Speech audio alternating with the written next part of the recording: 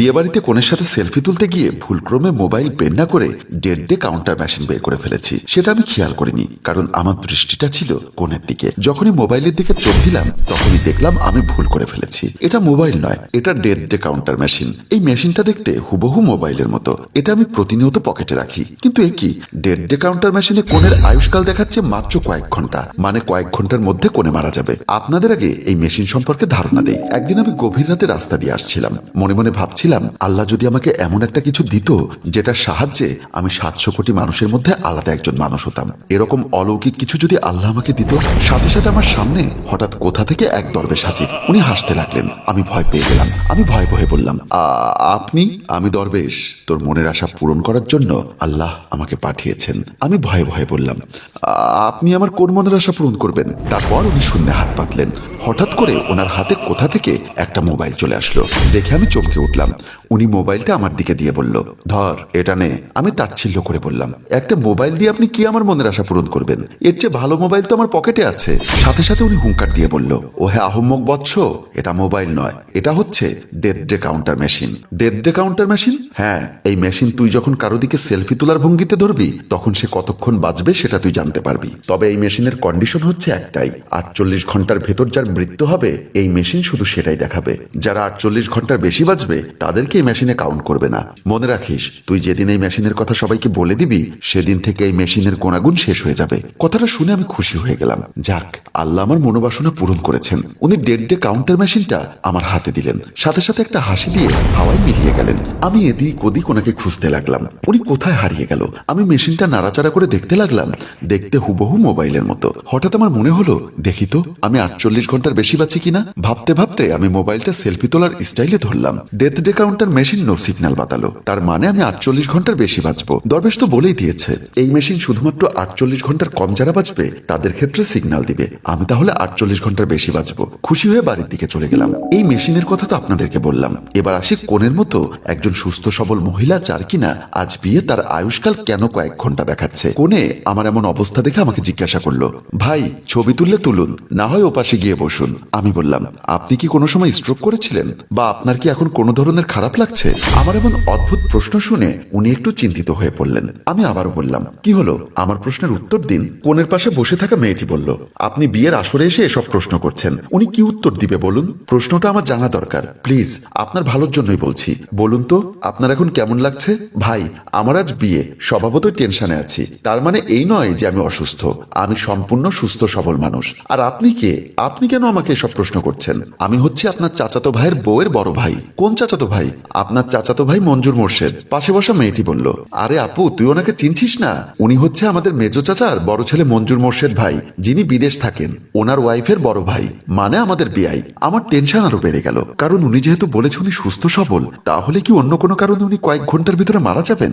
ঘটনা কি হতে পারে? আমি হিসাব মিলাতে লাগলাম। যদি বলতাম রাস্তার মধ্যে আছেন তাহলে রোড অ্যাক্সিডেন্টে মারা যেতেন, কিন্তু উনি বিয়ের আসরে, তাহলে কি আজ এখানে ডাকাত পড়বে?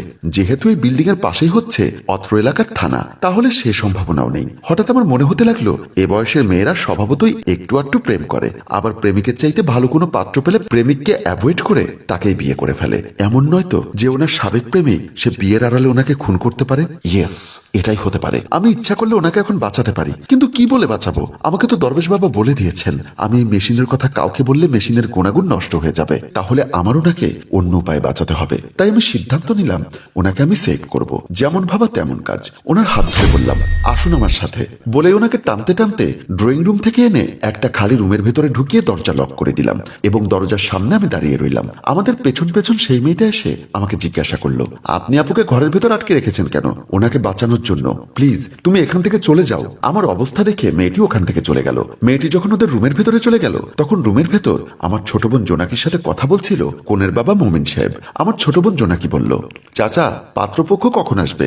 একটু আগে ফোন করেছিল, ওনারা নাকি কাছাকাছি চলে এসেছে।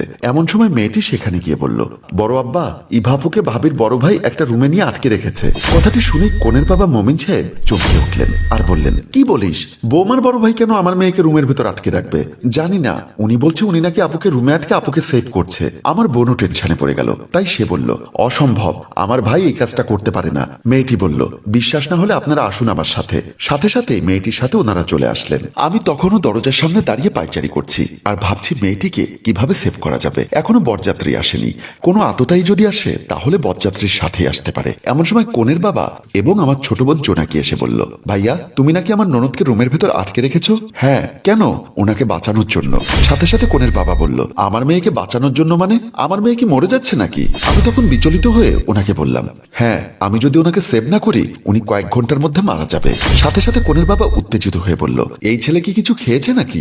আবল তাবল কথা বলছে কেন? এমন সময় ওদিকে শোরগোল পড়ে গেল। হইচই শুনে বোঝা গেল পাত্রপক্ষ চলে এসেছে। তাই মেয়ের বাবা সহ সবাই পাত্রপক্ষকে বরণ করতে চলে গেলেন। আমি তখনও দরজার সামনে ঠায় দাঁড়িয়ে রইলাম। মেয়ের বাবা সহ জোনাকিরা দরজার সামনে গিয়ে পাত্রপক্ষকে বরণ করে নিলেন। কনের বাবা বলল, আসুন বেআইন সাহেবা, আসুন। আসতে এত লেট করলেন কেন? আর বলবেন না, মাঝপথে পাত্রকে বহন করা গাড়ি নষ্ট হয়ে গেল, তাই অন্য গাড়ি নিয়ে আসতে এত লেট হলো। মেয়ের বাবা বলল, আসুন আসুন, আগে ভেতরে আসুন, বলেই ওনাদেরকে নিয়ে ড্রয়িং রুমে চলে গেলেন। পাত্রপক্ষ ড্রয়িং রুমে বসতে বসতে পাত্রের মা বলল, কই এখানে পাত্রী নেই কেন? বেআই সাহেব, আপনি বলেছিলেন পাত্রী রেডি হয়ে আছে, এখন পাত্রীকে দেখছি না কেন?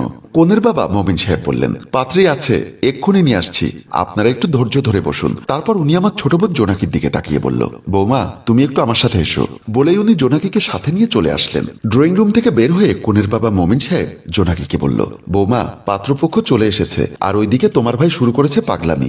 এখন যদি পাত্রের মা এসব ঘটনা জানতে পারে তখন কিন্তু বিয়েটা ভেঙে যাবে, আর আমার মেয়ের বিয়ে ভেঙে গেলে আমি কিন্তু তোমাদের ছেড়ে কথা বলবো না। চাচা আপনি কোনো টেনশন করবেন না, আমি বিষয়টা দেখছি, বলে জোনাকি আমার দিকে চলে আসলো। জোনাকিকে আসতে দেখে আমি বললাম, পাত্রপক্ষ কি চলে এসেছে? হ্যাঁ, কিন্তু তুমি এমন পাগলামি করছো কেন ভাইয়া?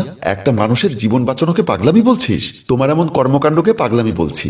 এমন সময় পাত্রের মা বাথরুমে যাওয়ার সময় হঠাৎ আমাদের কথাবার্তা খেয়াল করলো। উনি বাথরুমের সামনে দাঁড়িয়ে যে আমাদের কথা শুনছেন সেটা আমরা খেয়াল করিনি। আমার বোন জোনাকি আমাকে আবার প্রশ্ন করলো, যদি তাই না হবে তাহলে তুমি পাত্রীকে রুমের ভিতর আটকে রেখেছো কেন?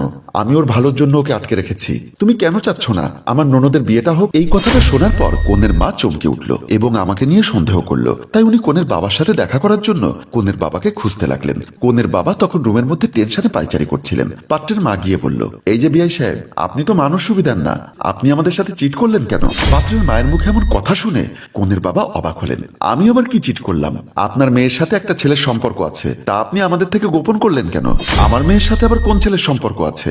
আরে মশাই, যে ছেলেটা আপনার মেয়েকে একটা রুমের মধ্যে আটকে রেখেছে, আপনি জেনেও কেন বিষয়টা আমার কাছ থেকে এড়িয়ে যাচ্ছেন? কনের বাবা তখন আমার কাহিনীটা পাত্রের মাকে বুঝিয়ে বলতে লাগলেন। সব কথা শোনার পর কনের মা বলল, কি বলেন? আমি তো আরো উল্টোপাল্টা মাইন্ড করে ফেলেছিলাম, আসুন তো ব্যাপারটা কি দেখি, বলেই ওনারা চলে আসলেন। তখনও দরজার সামনে আমি আর জোনাকি তর্কাতর্কি করছিলাম। ওনারা আমার সামনে আসতেই পাত্রের মা বলল, এই ছেলে তুমি কিভাবে জানো আমাদের বিয়ের পাত্রী আর কয়েক ঘন্টা বাজবে? আমি তখন বললাম, দেখুন খালাম্মা, আমি নিশ্চিত না হয়ে বলছি না, এমনও হতে পারে আপনাদের বরযাত্রীদের ভেতর কেউ ইভাকে খুন করতে পারে। তোমার মাথা কি ঠিক আছে? বরযাত্রীর কেউ কেন ইভাকে খুন করবে? তোমার পাগলামি অনেক হয়েছে, দেখি এবার সরে দাঁড়াও, আমরা বিয়েটা পড়িয়ে দেই, দেখি কার এত বড় সাহস বিয়ের আসরে আমার বৌমাকে খুন করে। বলেই একরকম জোর করে আমাকে সাইড করে দিয়ে দরজা খুলে ইভাকে নিয়ে ওনারা চলে গেল। ইভাকে নিয়ে ওনারা যখন ড্রয়িং রুমে ঢুকলেন তখন সবাই দাঁড়িয়ে গেল। ইভাকে পাত্রের পাশাপাশি বসানো হলো। বরযাত্রীর ভেতরে আসা একজন লোক পকেট থেকে একটা পিস্তল বের করছিল। আমি আড়াল থেকে তা দেখে ফেলি। লোকটি পিস্তল বের করে ইভার দিকে ধরে যখনই ট্রিগার টিপতে যাবে তখনই আমি সাথে সাথে গিয়ে লোকটিকে ধাক্কা মেরে পিস্তলটা ফেলে দেই। উপস্থিত সবাই অবাক হয়ে যায়। লোকটির সাথে ধস্তাধস্তির এক পর্যায়ে আমি লোকটির দাড়ি ধরে টান দেই। সাথে সাথে ওনার দাড়ি খুলে যায় এবং ইভা লোকটিকে চিনে ফেলে। সাথে সাথে বলে, বাবু তুমি? মমিন সাহেব বলল, তুই ওকে চিনিস নাকি? হ্যাঁ বাবা, তোমাকে বলেছিলাম না কলেজে যাবার পথে একটা ছেলে আমাকে প্রচুর ডিস্টার্ব করতো, এমনকি তার সাথে সম্পর্ক না করলে আমাকে মেরে ফেলার হুমকি দিয়েছিল। এই হচ্ছে সেই বাবু। কথাগুলো বলার এক পর্যায়ে লোকটি আমার হাত ফসকে পালিয়ে গেল। কনের বাবা মমিন সাহেব বললেন, আচ্ছা বাবা, ছেলেটি যে আমার মেয়েকে মেরে ফেলবে সে খবর তুমি কিভাবে জানো? হ্যালো ভিউয়ার্স, আমাদের গল্পটি ছিল কাল্পনিক, শুধুমাত্র আপনাদেরকে বিনোদন দেবার উদ্দেশ্যে তৈরি করা। গল্পটি কেমন লেগেছে তা অবশ্যই কমেন্ট করে জানান, আর ভালো লাগলে এখনই লাইক, কমেন্ট, শেয়ার করে দেবার অনুরোধ রইল। ধন্যবাদ।